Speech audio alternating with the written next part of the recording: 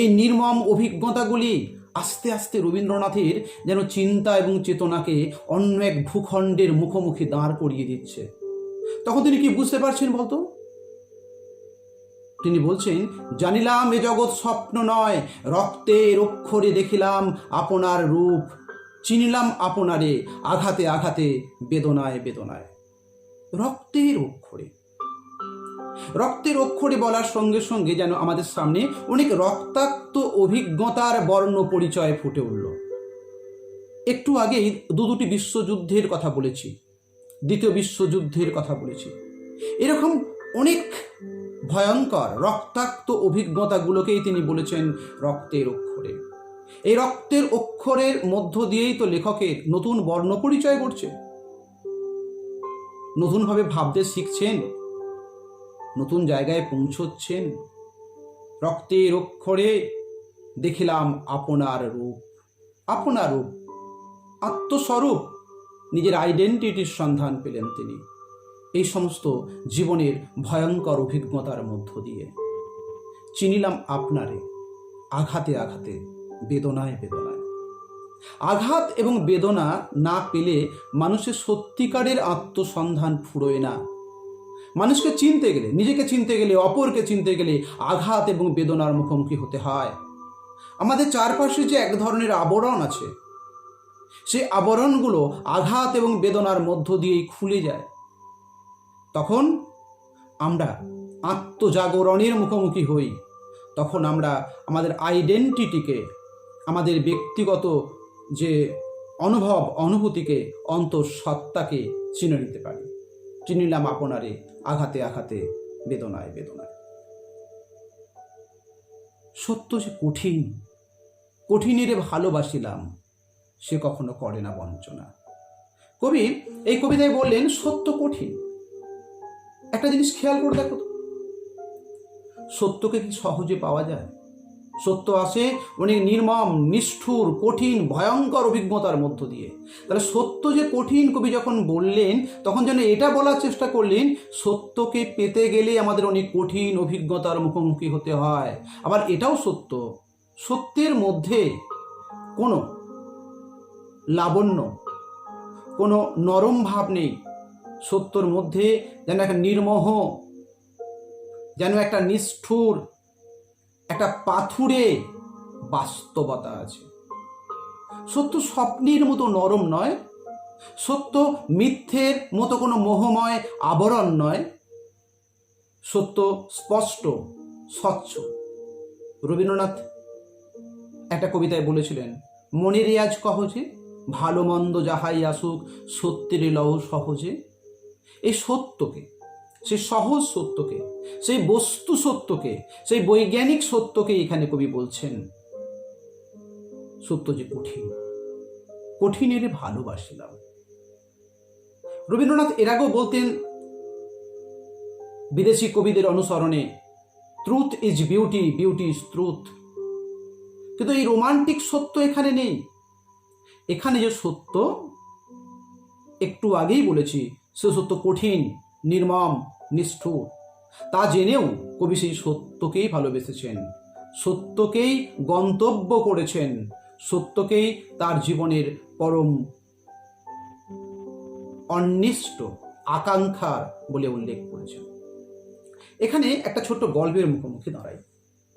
রবিশঙ্কর, বাংলার আর এক রবি, রবিশঙ্কর, তার দাদা নৃত্যশিল্পী উদয়শঙ্করের সঙ্গে যখন দেশে বিদেশে নেচে নেচে বেড়াতেন, এরকমই একটা দিন 1936 সাল নাগাদ উদয়শঙ্কর আমাদের প্রাচ্য অর্থাৎ এই ভারতবর্ষীয় সঙ্গীত সম্পর্কে বিদেশিদের কাছে একটা ধারণা তুলে দেবার জন্য ওস্তাদ আলাউদ্দিন খানকে ডেকেছিলেন। ওস্তাদ আলাউদ্দিন খানের সেই সঙ্গীত, সেই সুর সাধনা দেখার পর রবিশঙ্কর মনে মনে ঠিক করে নিয়েছিলেন, না, নৃত্য নয়, তার জীবনের আগামী পথ তৈরি হবে সঙ্গীতের মধ্য দিয়ে, সুর সাধনার মধ্য দিয়ে। তিনি প্রতিজ্ঞা করেছিলেন যে সুরের মধ্য দিয়েই তিনি জীবনের সত্যকে খুঁজবেন। আমরা জানি man can not tolerate absolute truth, মানুষ চরম সত্য সহ্য করতে পারে না। কিন্তু রবীন্দ্রনাথ এখানে সেই চরম সত্যকে, সেই কঠিন সত্যকে ভালোবেসেছেন। একটা কারণেই ভালোবেসেছেন, সে কখনো করে না বঞ্চনা। মিথ্যে বঞ্চনা করতে পারে, মিথ্যে আমাদের প্রতারিত করতে পারে, কিন্তু কখনো কোনোদিন সত্য সেই প্রতারণা, সেই প্রবঞ্চনা করে না। সত্য কঠিন অভিজ্ঞতার মধ্য দিয়ে আসে, কিন্তু মিথ্যে কোনো আশ্বাস সে দেয় না। তারপরে কবি বলছেন, আমৃত্যুর দুঃখের তপস্যা এ জীবন। আমৃত্যুর, আচ্ছা দেখো, আমৃত্যু বললেই তো হতো, এই অশব্দটা যোগ করার কি দরকার ছিল? আমৃত্যু মানে মৃত্যু পর্যন্ত। কিন্তু আমৃত্যুর যখন এই শব্দটি বললেন, যেন এই শব্দটি অনেক জোরালো হয়ে উঠল। কবি যেন বললেন, আজীবন দুঃখের তপস্যা এ জীবন। এখানে একটা কথা বলার আছে, জীবনে দুঃখ তো আছেই, সবার জীবনেই দুঃখ আছে, কিন্তু সবার জীবন কি দুঃখের তপস্যা হতে পারে? আমার মনে হয় এখানে রবীন্দ্রনাথের আরেকটু কিছু কথা বলার ইচ্ছে আছে। তিনি বলতে চাইছেন, সবার জীবনে দুঃখ আছে, সত্যি কথা, কিন্তু কারো কারো জীবন দুঃখের তপস্যা। কাদের কাদের জীবন? না, যারা এই রকম সত্যের দারুণ মূল্য লাভ করিবার, যারা সত্যব্রতী, সত্য সন্ধানী, সত্য সাধক, সত্যবান, সত্য পিপাসু, সেই সমস্ত মানুষদের জীবনটা আজীবন দুঃখের তপস্যা। সবার জীবনে দুঃখ আছে, কিন্তু বিশেষ করে এই মানুষগুলোর জীবনগুলো সত্যিকার এই দুঃখের তপস্যা।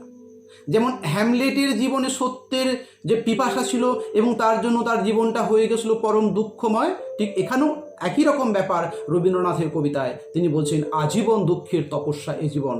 তাদেরই জন্য যারা সত্য সাধক, সবার জন্য বলেও তিনি একটু বিশেষ ইঙ্গিত করলেন সেই সমস্ত মানুষদের জন্য যারা এই সত্যের জন্য নিজের জীবনও দিতে পারে।